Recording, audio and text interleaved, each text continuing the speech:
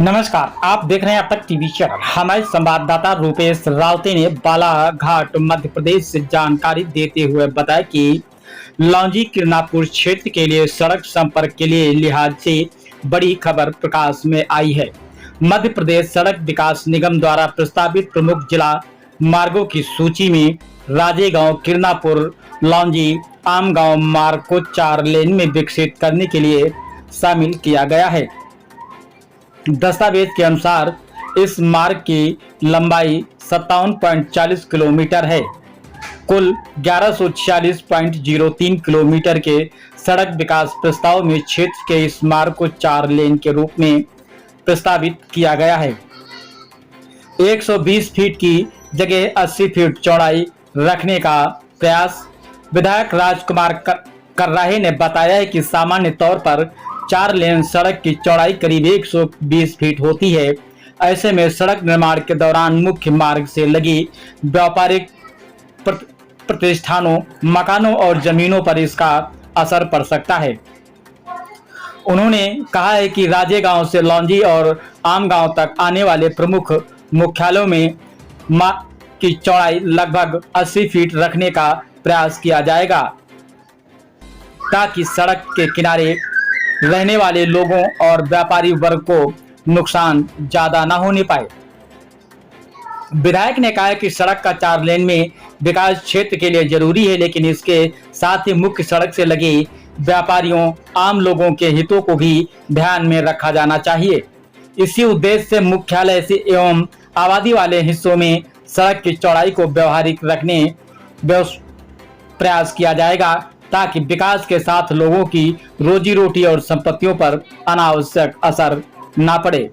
विधायक कर्राहे ने मुआवजे को लेकर के भी कहा है कि पहले 4 लेन परियोजना में प्रभावित जमीन मालिकों को उनकी जमीन के बदले दोगुना मुआवजा दिए जाने का प्रावधान रहा है। उनका कहना है कि अब मोहन सरकार एक कदम आगे बढ़ते हुए प्रभावित लोगों को 4 गुना मुआवजा देगी, जिससे कि सड़क निर्माण के लिए जमीन देने वाले लोगों को आर्थिक परेशानी न हो।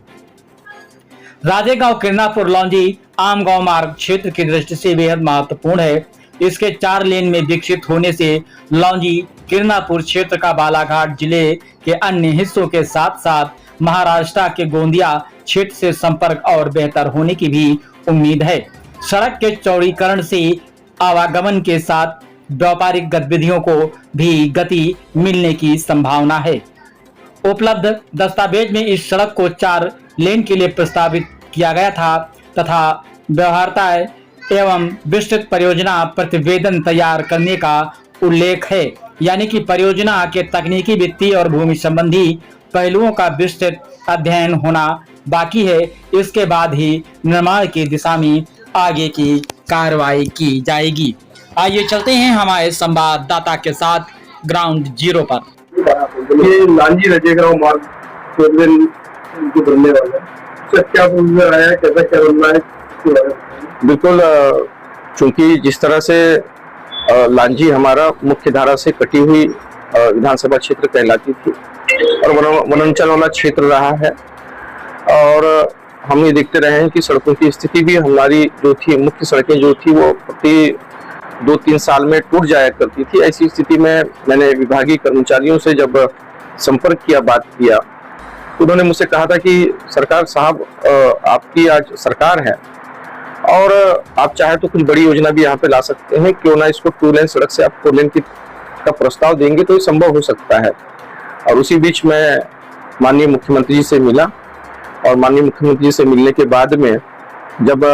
पिछले वर्ष कोटेश्वर महोत्सव का कार्यक्रम का आयोजन हुआ था, उस आयोजन के दौरान भी माननीय मुख्यमंत्री जी को जिस तरह से प्रस्ताव दिया कि राजेगांव किरनापुर लांजी आमगांव सड़क को 4 लेन में तब्दील किया जाए, जिससे हमारे यहाँ पे आवागमन का जो साधन है वो बढ़ेगा, बाहर की कुछ कंपनी आएंगी, लोगों को रोजगार मिलेगा, और उन्होंने स्वीकार किया था। और पिछले 2025-26 के 24-25 के बजट में उन्होंने इसको स्वीकृति दिलवाया, और जब उन्होंने स्वीकृति दिलवाया था, चूंकि बड़ा बजट का मामला था, ऐसी स्थिति में इसमें एसएफसी नहीं हो पा रही थी, तो जो हमारा पिछला जो सत्र था अनुपूरक बजट, उस बजट के दौरान मैं स्वयं माननीय मंत्री राकेश सिंह जी से मिला, और जब मैं उनसे इस बात को रखा कि भाई साहब हमारे यहाँ की 4 लेन सड़क स्वीकृत तो हो चुकी है, लेकिन अगर तत्काल अगर जल्दी प्रारंभ हो जाती है तो निश्चित तौर से हमारे कार्यकाल में इसका काम प्रारंभ हो जाता है, तो इसका देखरेख भी हम अच्छे तरीके से कर सकेंगे और जितना जल्दी होगा तो हम एक भव्य कार्यक्रम का आयोजन करेंगे। तब उन्होंने मुझसे कहा था कि बड़ी बजट वाली सड़कें हैं और हम थोड़ा धीरे से करेंगे, लेकिन मुस्कुराते हुए कहा था, और ये बहुत अच्छा रहा कि उन्होंने इसी सत्र के में राशि उन्होंने जारी करवाया। क्योंकि पहले ये जो सड़क थी ये पीडब्ल्यूडी विभाग को सड़क थी, लेकिन बड़ी सड़क होने के कारण ये एमपीआरडीसी को गई, और एमपीआरडीसी के भी हमारे जो सचिव हैं सम्मानीय भरत यादव जी, उनसे भी मेरी मुलाकात होती रहती थी, और हमारे अपने क्षेत्र के लिए ये बहुत सौभाग्य का विषय है कि हमारी अपनी सरकार ने हमारे अपने मांग को सुना, पहले बजट में लाया और बजट में लाने के बाद में इसमें राशि प्रदान किया, और अब इसमें हमारी इस सड़क पर बहुत जल्दी काम प्रारंभ हो जाएगा। सर्वे का भी काम प्रारंभ हो जाएगा, और इस पे डीपीआर बनाने के लिए आदेश कर दिया है, राशि भी जारी कर दिया, और डीपीआर की भी राशि डीपीआर के लिए भी उन्होंने कह दिया है। तो अब बहुत ज्यादा सड़कें हो जाएंगी और बहुत जल्दी काम चालू हो जाएगा। लगभग ये हमारी पूरे प्रदेश के अंदर में 15 सड़कें हैं, जो जिसमें से सिर्फ 2 हमारी जो सड़कें हैं ये 4 लेन हो रही है, जिसमें सीधी टिकरी से सराई राजमिलाय रोड और हमारा रजेगांव किरनापुर लांजी आमगांव सड़क, ये हमारी 4 लेन सड़क है। बाकी जो 13 सड़कें हैं 2 लेन ही सड़क सेंक्शन हुई है। तो हमारा अपना सौभाग्य कि जो प्रस्ताव हमने दिया था सरकार ने उसको सहर्ष स्वीकार किया है। ये जैसे रोड बनेगी 4 लेन है ना, तो इसमें रजेगांव किरनापुर जैसे बड़े सेंटर पर ये रोड मतलब गांव के बीच से जाएगी कि गांव के बाहर से जाएगी? क्या लोगों के मन में ये संशय है कि गांव के बीच से जाएगी और मेन चौक से जाएगी तो उनका व्यापार, जैसे कई प्रतिष्ठान खुल गए, बड़े चौक बन गए, तो उन पे क्या असर पड़ेगा 4 लेन पर? नहीं, बिल्कुल। अगर सड़क मुख्यालय के स्तर से जाएगी, जो पुरानी सड़क है अगर वहीं से जाएगी तो फिर इसका जो लेंथ है वो भी बढ़ेगी, क्योंकि चौड़ाई बढ़ेगी, क्योंकि 4 लेन सड़क है। तो अभी हमारी ये जो सड़क है पूरी रजेगांव किरनापुर लांजी आमगांव सड़क, ये लगभग 80 फीट की सड़क है, और उसमें 4 लेन सड़क में लगभग 120 फीट से ऊपर लेना पड़ेगा। तो हम जहाँ जिस स्थल पर बैठे हुए हैं, ये मेरा मकान का हिस्सा है, सड़क यहाँ तक आ जाएगी, तो इससे हमारे अपने लोगों को भी नुकसान भी होगा। तो उसका 2 तरह से हमने हल निकालने के लिए प्रशासन से हम लोग बात करेंगे। जब सर्वे की टीम आएगी यहाँ पे, या तो मुख्यालय स्तरों को छोड़ करके सड़क बाईपास हो जाए, या फिर मुख्यालय स्तर से अगर निकल रही है सड़क तो यहाँ पर मुख्यालय स्तर पर सड़क 80 फीट की सड़क हो जाए, और बाहरी स्तर पर जो है वो 120 फीट की हो जाए, तो जिससे नुकसान कम से कम हो, तोड़ फोड़ ना हो। और इस तरह से हम लोग करने का हमने प्लान किया है। और ये एक अपने आप में भी मैं बता रहा हूँ कि हमारी सरकार की बड़ी उपलब्धि में इसको हम मान सकते हैं कि पिछले जो कैबिनेट की हमारी बैठक हुई थी, जिसमें माननीय मुख्यमंत्री जी ने स्पष्ट कहा था कि पहले रजिस्ट्री शुल्क से सड़क का जो मुआवजा दिया जाता है या जमीन का जो मुआवजा दिया जाता है वो लगभग डबल था, लेकिन हमारी अपनी सरकार ने उस मुआवजे को 4 गुना किया है।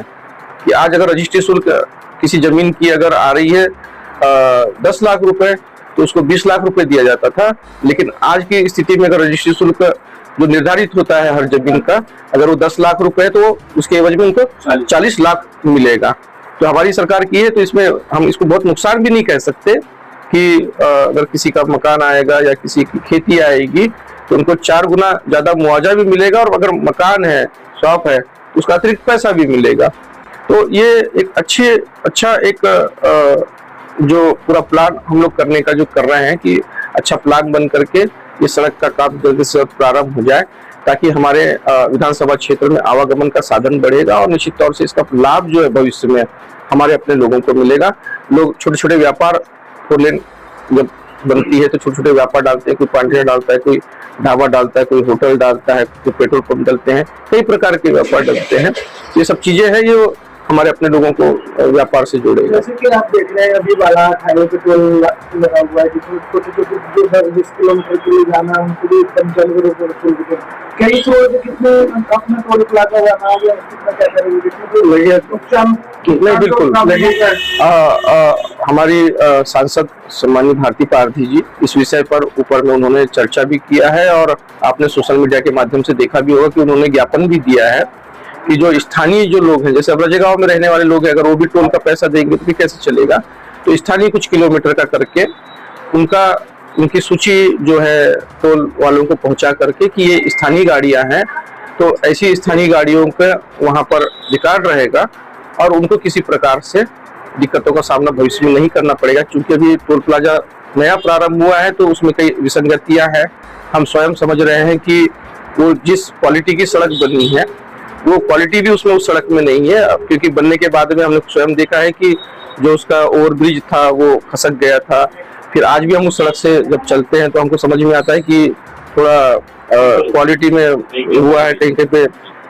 भरण का काम भी उन्होंने किया है। इन सब बातों को भी हमारी सांसद जी बारीकी के साथ में ऊपर स्तर पर रख रहे हैं।